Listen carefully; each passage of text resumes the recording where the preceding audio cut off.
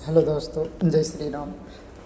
आज हम एक टॉपिक पे बात करने वाले हैं कि क्या केंद्र सरकार या राज्य सरकार का कर्मचारी, यदि उनको एक सफिशिएंट तनख्वाह दिया जाए और उनको लगे कि ये मतलब कि उनको लगे कि हाँ इतना तनख्वाह ठीक है और जिससे वो अपना 100% काम कर सके, तो क्या ऐसा हो सकता है कि उससे भ्रष्टाचार कम हो सकता है?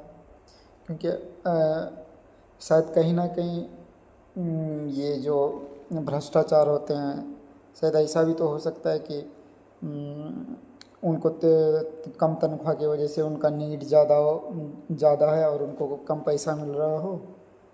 तो शायद ये वीडियो मैं पहली बार बना रहा हूँ, वैसे हमको तो आता कुछ नहीं है। वैसे आप लोग का क्या राय है? शायद अगर यदि सॉरी यार।